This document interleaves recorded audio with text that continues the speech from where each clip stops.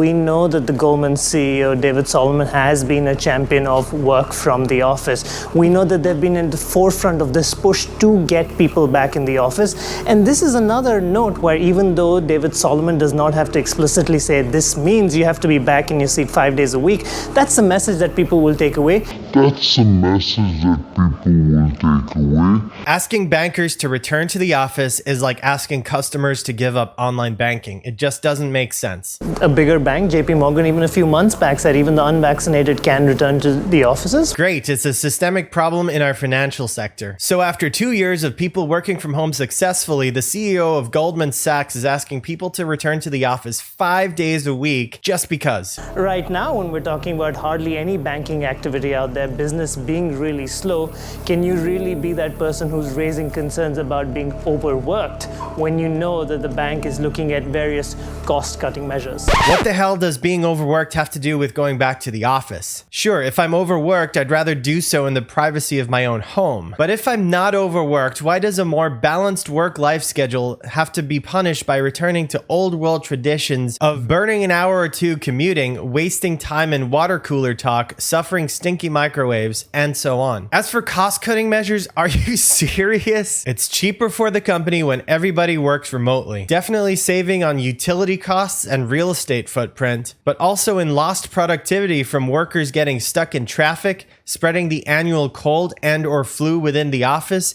and people wasting time having those excessively long hallway conversations that are engaging but ultimately have nothing to do with work. You know, the ones people engage in to procrastinate getting back to work either before or after meetings. To their credit, however, requiring everybody to return to the office 5 days a week may have the single benefit over hybrid approaches in that scheduling meetings won't require everybody at the office to log on to virtual meetings to accommodate people who are working remotely. Instead, people can congregate in conference rooms and breathe all over each other.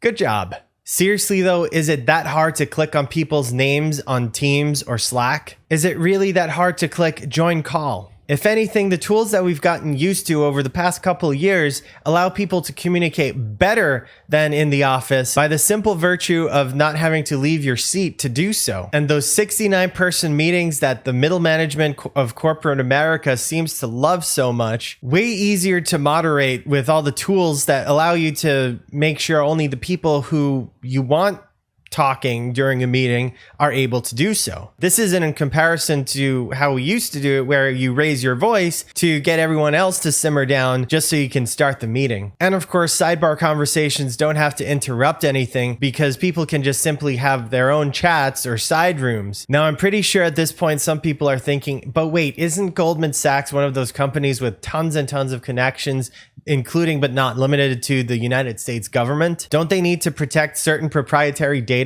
What about off-the-record meetings? It's simple. They managed to do their day-to-day operations remotely just fine over the past 2 years. Why stop now? If something is truly highly confidential, the people involved can simply show up to the office and go into a conference room. I don't see why they need to drag everybody else into it. Now, it's not all bad news. Junior bankers at both Goldman Sachs and JP Morgan have been putting up a fight over the course of 2022, and while it seems that they've lost the battle for now, it might not be at their own expense. The United States economy is currently at full employment, and with it comes more bargaining power for employees. While they shouldn't need to wield it since working from home is a win-win for everybody, it does mean that financial institutions such as Goldman Sachs stand to lose talent should they decide to strictly enforce the regressive policy of dragging everybody back into the office 5 days a week. There might not be immediate strong repercussions of a few employees rotating employers within the industry, but a long-term risk for companies such as Goldman Sachs is if a high-profile, talented employee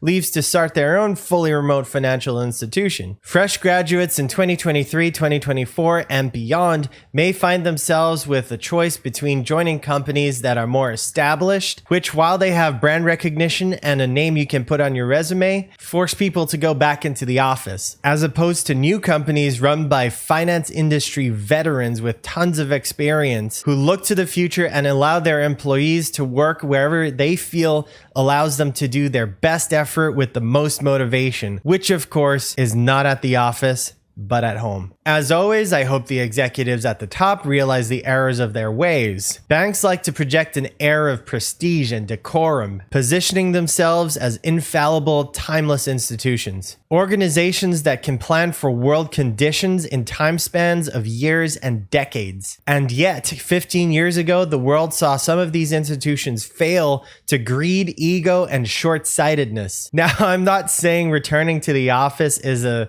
ticking time bomb that will cause these companies to implode, but it definitely gives the companies that allow their employees to work wherever they want a competitive edge by virtue of attracting more talent, which will ultimately lead to better outcomes in the long term. That's it for this video. Like and subscribe if you enjoyed it, and until next time, do your banking online.